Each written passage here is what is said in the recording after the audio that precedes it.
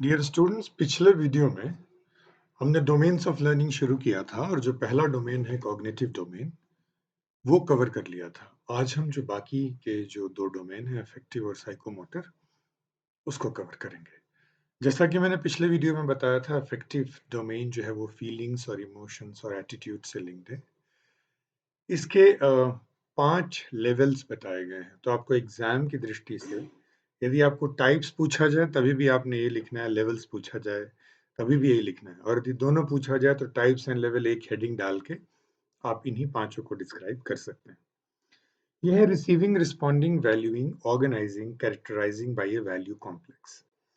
तो जैसा मैंने पहले भी कहा है कि ये जो लेवल्स हैं उसमें ये क्यूमुलेटिव जैसे लेवल है, मतलब जो पांचवा लेवल है वो पिछले जो 4 है उसको भी इंक्लूड करता है।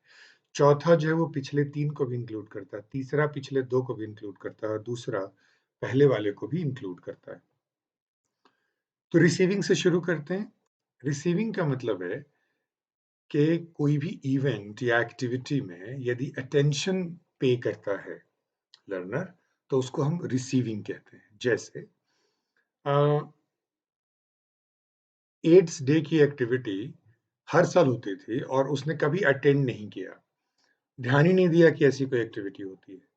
लेकिन आपके मोटिवेशन के बाद और आपके डिस्क्रिप्शन के बाद यदि वो उस इवेंट पे ध्यान देना शुरू कर देता है, तो अफेक्टिव लेवल पे पहला जो स्टेप है वो पूरा हो जाता है। तो इसके जो उदाहरण हैं, उदाहरण किस चीज़ के? ये एक्शन वर्ब्स के हैं। तो यदि आप अपने इंस्ट्रक्शनल ऑब्जेक्टिव में रिसीविंग लेवल पे इंटरवीन करना चाहते हैं, तो आपके जो लर्निंग आउटकम्स हैं, उसमें इस तरह के एक्शन वर्ब यूज़ होंगे कि student will be able to listen to, aware of, perceive, get alerted to, sensitive to, show tolerance of. ये रिसीविंग लेवल का अफेक्टिव डोमेन है। दूसरा कि न केवल सिर्फ ध्यान देता है, बल्कि उस पर प्रतिक्रिया भी व्यक्त करता है। तो आप देखें कि इसके जो एक्शन वर्ब के एग्जाम्पल हैं, will be able to reply, answer, follow along, approve, obey, find pleasure in. ये second level of affective domain है कि पहले तो वो ध्यान ही नहीं देता था, वो ध्यान देने लगा है, तो पहला लेवल हो गया। दूसरा, न केवल वो ध्यान दे रहा है बल्कि रिएक्ट भी कर रहा है, रिस्पॉन्ड भी कर रहा है, रिप्लाई भी कर रहा है। थर्ड लेवल कि न केवल सिर्फ रिप्लाई कर रहा है बल्कि उसकी इंपॉर्टेंस को भी एक्नॉलेज कर रहा है, या नहीं कर रहा है, एक्नॉलेज नहीं कर रहा है। मतलब वैल्यूइंग का जो मतलब है वो पॉजिटिव वैल्यूइंग भी हो सकती है और नेगेटिव वैल्यूइंग भी हो सकती है। लेकिन अब जो थर्ड लेवल पे आ गया है, रिसीव करने के बाद, रिएक्ट करने के बाद उसको लेकर के एक पॉजिटिव या नेगेटिव जो एटीट्यूड है उसको भी मैनिफेस्ट कर रहा है। So now student will be able to accept or attain or assume or support or participate or continue. ये जो लेवल है वो थर्ड लेवल है। चौथा लेवल है ऑर्गेनाइजिंग। ऑर्गेनाइजिंग का मतलब ये है कि एक ऐसी सिचुएशन जहां पर एक से ज्यादा वैल्यूज हैं और उसको एक चुनना है, तो वहां पर वो जो डोमिनेंट वैल्यू है उसको वो चुनेगा और बाकी को वो सप्रेस करेगा।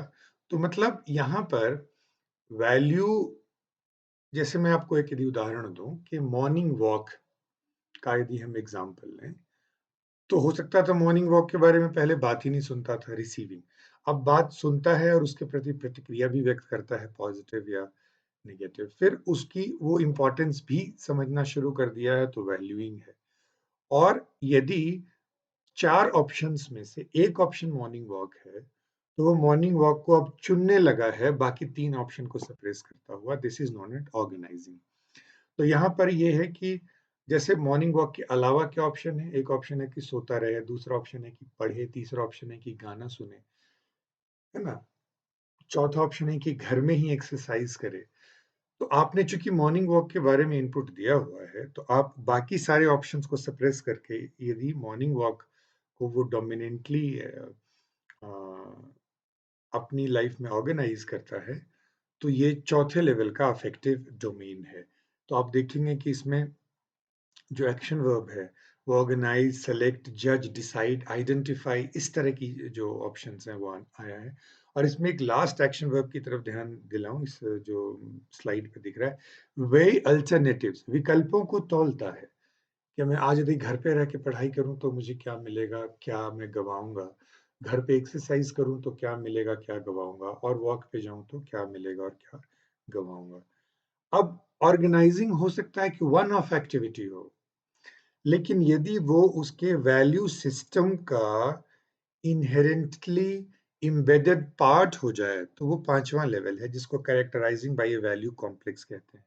कि कंसिस्टेंटली वो मॉर्निंग वॉक के लिए जाने लगा है, वो वन ऑफ एक्टिविटी नहीं था। एक दिन वैल्यू कॉन्फ्लिक्ट हुआ कि ये करूं कि ये करूं ये करूं, उसमें उसने मॉर्निंग वॉक को चुना।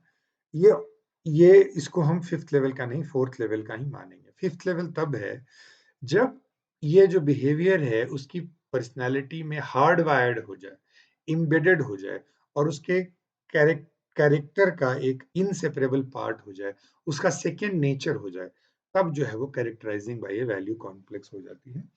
So now the students start believing, practicing, continuing to behave in a particular way. तो आई होप कि आपको इफेक्टिव डोमेन की जो पांचवे लेवल है वो क्लियर हो गए होंगे। इसको थोड़ा और समझने के लिए आपसे मैं रिक्वेस्ट करूंगा कि स्लाइड को पॉज करके आप लिस्ट पे ध्यान दें कि reception, response, valuing, organising and characterising में एक्शन वर्ब कौन से हैं, तो आपको आइडिया जो है वो लग जाएगा। आप कोई सा भी उदाहरण दे सकते हैं, जैसे कल्चरल प्रोग्राम में पार्टिसिपेशन, पहले वो ध्यान ही नहीं देता था, अब वो ध्यान देने लगा है। न केवल ध्यान देने लगा है, उसकी इंपॉर्टेंस भी समझने लगा है, न केवल इंपॉर्टेंस समझने लगा है बल्कि पार्टिसिपेट भी करने लगा है। न केवल पार्टिसिपेट करने लगा है बल्कि रेगुलरली पार्टिसिपेट करने लगा है, ऑटोमेटिकली पार्टिसिपेट करने लगा है। तो आप देखें तो ये जो एक्शन वर्ब है वो आपको क्लैरिफाई करेंगे कि एक्चुअली इसके अंदर किस तरह की लर्निंग जो है वो होगी। फिर आते हैं हम साइकोमोटर पे। साइकोमोटर आपको पता है बॉडी मूवमेंट और उनकी कोऑर्डिनेशन से लिंक्ड है, और खासकर स्किल ट्रेनिंग में, मैनुअल स्किल ट्रेनिंग में बहुत ज़्यादा इस्तेमाल होता है। ड्राइंग, पेंटिंग, म्यूजिक, मशीन पे काम करना, कुकिंग, इस तरह के जो स्किल्स वाली चीज़ें हैं उसमें साइकोमोटर एबिलिटी, साइकोमोटर लर्निंग जो है वो बहुत इंपॉर्टेंट रोल प्ले करती है। इसमें भी 5 लेवल हैं: imitate, manipulate, precision, articulation and naturalisation. तो एक्चुअली आपकी लिखना चाहिए imitation, manipulation, precision, articulation and naturalisation. तो इमिटेशन क्या है? जब हम स्किल सीखते हैं, जैसे मैं देखता हूँ कि भाई मेरी मदर जब कुकिंग करती हैं तो यदि 1 किलो बैंगन है तो उसमें इतना नमक डालती हैं, तो मैं इसको सिंपली इमिटेट करता हूँ। या देखता हूँ कि मैं जब इलेक्ट्रिक सर्किट लगा रहा हूँ तो मेरे इंस्ट्रक्टर जो हैं ऐसे पकड़ते हैं तो मैं भी ऐसे पकड़ता हूँ, मेरे इंस्ट्रक्टर यहाँ पे फोल्ड करते हैं तो मैं भी वहां पर फोल्ड करता हूँ। तो जो बिहेवियर दिखाया जा रहा है इंस्ट्रक्टर द्वारा या मदर द्वारा या जो भी जिससे भी हम सीख रहे हैं, उसको एज इट इज इमिटेट करना, ये जो है वो